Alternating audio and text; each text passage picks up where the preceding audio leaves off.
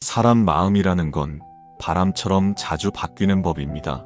겉으로는 다 좋아 보이지만 상황이 조금만 달라지면 진짜 속마음이 드러나죠. 이야기를 시작하기 전에 구독과 좋아요 눌러서 응원 부탁드립니다.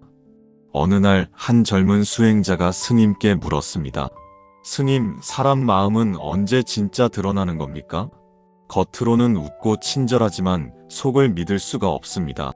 스님은 차 한 잔을 따르며 천천히 말씀하셨습니다. 본심은 말로는 감출 수 있지. 하지만 삶 속 몇 가지 순간에서는 아무리 숨기려 해도 결국 드러나게 마련이다. 첫 번째, 돈 앞에서. 스님은 차를 내려놓으며 말했습니다. 돈이 오고 갈 때 그 사람의 속이 드러난다. 제자는 고개를 갸우뚱했습니다. 돈이 뭐가 그리 중요합니까? 그저 세속의 것 아닙니까? 스님은 창밖을 바라보며 천천히 말을 이었습니다. 돈이 중요한 게 아니다. 돈 앞에서 변하는 마음이 중요한 것이지. 옛날에 이 절에도 두 수행자가 있었다네. 10년을 함께 수행한 도반이었지. 하루는 그중 한 명이 사정이 생겨 돈이 급히 필요했어. 다른 수행자가 자기 보시금을 모두 내주었지. 언제든 괜찮으니 갚지 않아도 된다고 했네. 제자가 물었습니다. 좋은 일 아닙니까? 그렇지. 그때까진 그랬네. 그런데 2년이 지나도 3년이 지나도 돈을 빌린 이는 한마디도 없었어. 오히려 피하기 시작했지. 전엔 매일 같이 공양하던 사이였는데 이젠 마주치는 것조차 불편해했네. 결국 그 수행자는 절을 떠났어. 돈 때문이 아니라 돈 앞에서 자기 마음을 감당할 수 없었던 거야. 스님은 찻잔을 들며 말을 이어갔습니다. 돈을 빌릴 땐 간절히 절하던 사람이 돌려줄 때가 되면 모른 척한다. 그 순간 사람보다 돈을 더 아끼는 마음이 보인다. 더 무서운 건 그 마음을 자기도 모른다는 거지. 나는 그럴 리 없어라고 생각하지만 막상 그 순간이 오면 변하네. 제자가 조용히 물었습니다. 그럼 어떻게 해야 합니까? 돈이 무서운 게 아니다.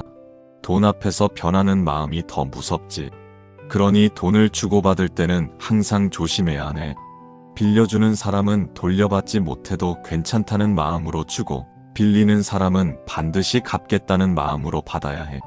그 마음만 있다면 돈은 관계를 망치지 못하네. 스님은 제자에게 조용히 물었습니다. 네가 돈을 대할 때는 어떤 마음이더냐? 평소엔 몰라.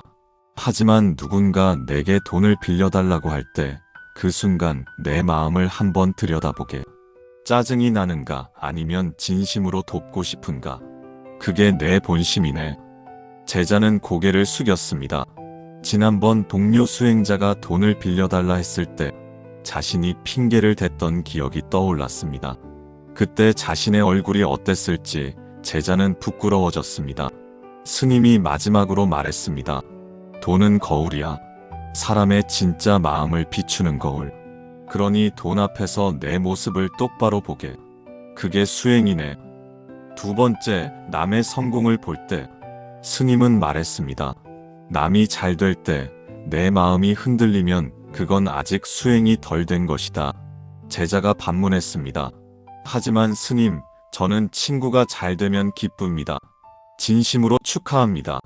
스님은 잠시 침묵하다가 물었습니다. 그렇다면 네가 가장 경쟁하던 친구가 내가 원하던 자리를 얻었을 때도 그랬느냐? 제자는 대답하지 못했습니다. 스님이 천천히 말을 이었습니다. 말로는 잘 됐다고 하면서 속으론 시기하고 비교하는 마음. 그건 누구에게나 잠재해 있다. 나조차도 젊을 때 그랬네. 같은 스승 밑에서 수행하던 도반이 있었어. 그 친구가 먼저 큰 깨달음을 얻고 사람들에게 인정받기 시작했지. 나는 진심으로 축하한다고 말했네. 하지만 그날 밤 잠을 이루지 못했어. 왜 나는 아닐까 하는 생각이 머릿속을 떠나지 않았지. 제자가 놀라며 물었습니다. 스님께서도 그러셨습니까? 그렇네. 그때 나는 내 마음의 밑바닥을 봤어. 겉으로는 축하하면서 속으로는 질투하는 내 모습을. 그게 얼마나 부끄러웠는지 모르네. 하지만 그것을 인정하고 나니 비로소 그 마음에서 벗어날 수 있었지. 스님은 창밖을 바라보며 조용히 덧붙였습니다. 젊을 땐 경쟁이라 해도 나이 들어서는 축복으로 바뀌어야 한다. 50, 60이 되어서도 여전히 남과 비교하며 산다면 그건 아직 어른이 안 된 거야. 진짜 어른은 남의 성공을 보면서 자기 부족함을 탓하지 않네. 오히려 저 사람은 저만큼 노력했구나 하고 인정하지. 제자가 조심스레 물었습니다. 그럼 시기하는 마음이 드는 건 나쁜 겁니까? 나쁜 게 아니라 자연스러운 거지. 중요한 건 그 마음을 알아차리느냐, 그리고 그것을 내려놓느냐야. 시기심이 든다고 자책할 필요는 없어. 다만 그 마음을 키워선 안 되지. 아, 지금 내가 질투하고 있구나 하고 알아차리면 그 순간 마음이 달라지네. 스님은 다시 차를 따르며 말했습니다. 남의 복을 진심으로 기뻐할 줄 아는 사람, 그가 복을 짓는 사람이다. 불교에선 이걸 수의공덕이라 하지. 남의 좋은 일을 함께 기뻐하면 그 공덕이 나에게도 온다는 뜻이야. 반대로 남의 성공을 시기하면 그 독이 고스란히 내 마음을 갉아먹네. 제자는 고개를 끄덕이며 깊이 생각에 잠겼습니다. 그러니 남이 잘 됐다는 소식을 들었을 때 내 마음의 첫 반응을 살펴보게. 진심으로 기쁜가 아니면 씁쓸한가, 그게 내 본심이네. 그리고 그 본심을 바꾸려 노력하는 게 수행이고. 세 번째, 약자를 대할 때 스님은 젊은 앞을 지나가던 행자를 불렀습니다. 여보게, 차 한 잔 더 가져다 주게. 행자는 공손히 절하고 차를 가지러 갔습니다. 스님은 제자를 향해 말했습니다. 사람은 윗사람에게 잘하는 것으로 평가받지 않는다. 아랫사람에게 어떤 말과 눈빛을 보이느냐, 그게 인품이고 수행이야. 제자가 물었습니다. 무슨 말씀이십니까? 세상을 보게. 사람들은 자기보다 높은 사람에겐 허리를 굽히지. 하지만 낮은 사람에겐 함부로 안 해. 식당 종업원에게, 청소하는 이에게, 어린 행자에게 그들이 반항하지 못한다는 걸 알기 때문이지. 그 순간 그 사람의 진짜 얼굴이 드러나네. 스님은 잠시 멈췄다가 이야기를 이어갔습니다.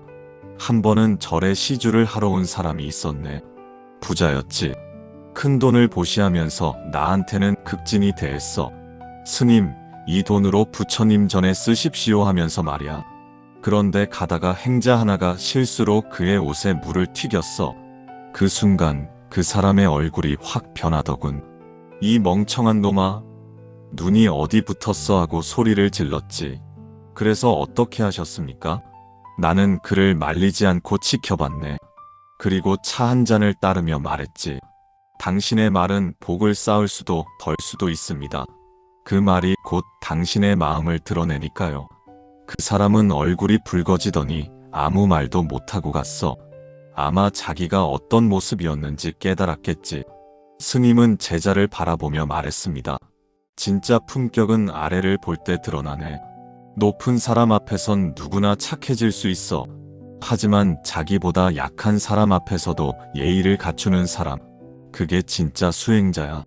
부처님은 모든 중생이 평등하다 하셨네. 그런데 우리는 어떤가? 입으론 평등을 말하면서 정작 행동은 차별하지 않나? 제자는 자신의 지난 행동들을 떠올렸습니다. 제자는 부끄러웠습니다. 스님이 마지막으로 말했습니다. 세상엔 두 종류의 사람이 있네. 위를 보며 사는 사람과 아래를 보며 사는 사람. 위를 보는 사람은 항상 부족함을 느끼지.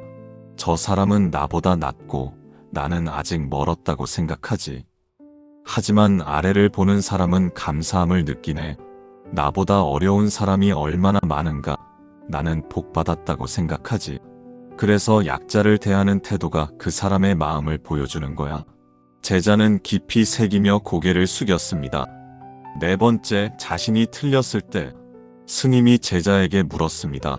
네가 잘못했을 때 어떤 마음이 드느냐? 제자는 솔직히 대답했습니다. 자존심이 상해서 먼저 사과하기가 어렵습니다. 스님은 고개를 끄덕였습니다. 누구에게나 그렇다. 나도 젊었을 땐 그랬네. 틀려도 인정하기 싫었어. 내가 뭐 그렇게 잘못했나 싶고 상대방도 잘못이 있잖아 하는 생각이 먼저 들었지. 하지만 그게 얼마나 어리석은 마음인지 나이 들어서야 알았네. 제자가 물었습니다. 왜 어리석은 겁니까? 틀렸다는 걸 인정하지 못하는 순간 그 사람은 더 이상 성장하지 못하네. 배움이 멈추는 거지. 내가 항상 옳다고 생각하면 남의 말을 들을 필요가 없잖나. 그렇게 귀를 닫으면 마음도 닫히고 결국 관계도 닫히네. 스님은 잠시 멈췄다가 말을 이었습니다. 예전에 내가 법문 중에 경전 구절 하나를 잘못 인용한 적이 있었네. 법문이 끝나고 한 노보살이 조심스레 다가와 말했지. 스님, 그 구절이 조금 다른 것 같습니다. 그 순간 내 마음속에 두 가지 생각이 스쳤어. 하나는 네가 뭘 안다고, 다른 하나는 내가 틀렸을 수도 있겠구나였지. 어떻게 하셨습니까? 처음엔 변명하고 싶었네. 하지만 참고 경전을 다시 찾아봤어. 그랬더니 정말 내가 틀렸더군. 그래서 다음 법문 때 대중 앞에서 말했지. 지난번 법문에서 제가 잘못 말씀드린 부분이 있습니다. 바로 잡습니다. 그때 얼마나 부끄러웠는지 모르네. 하지만 그 한마디를 하고 나니 마음이 가벼워졌어. 스님은 제자를 똑바로 바라보며 말했습니다. 진짜 수행자는 틀렸을 때 먼저 고개 숙일 줄 아는 사람이다. 사과는 약함이 아니라 깨달음이다. 자신의 허물을 인정하는 사람만이 다른 사람의 허물을 감쌀 수 있다. 내가 완벽하지 않다는 걸 아는 사람은 남의 불완전함도 이해하게 되네. 제자가 조심스레 물었습니다. 그럼 항상 먼저 사과해야 합니까? 상대방도 잘못했는데요. 좋은 질문이네. 먼저 사과하는 건 지는 게 아니야. 이기는 거지. 관계에서 이기는 거, 신뢰에서 이기는 거. 누가 먼저 잘못했느냐가 중요한 게 아니라 누가 먼저 관계를 회복하려 하느냐가 중요하네. 나이가 들수록, 경험이 쌓일수록 내가 틀렸다 한마디가 더 어려워지지. 왜냐하면 쌓아온 자존심이 있으니까. 하지만 그 자존심 때문에 잃는 게 얼마나 많은지 아나? 스님은 마지막으로 말했습니다. 인정하는 게 약해 보이는 게 아니라 그게 강한 거네. 진짜 강한 사람은 자기 실수를 덮으려 하지 않아. 오히려 드러내고 고치려 하지. 그게 진짜 용기네. 제자는 조용히 합장했습니다.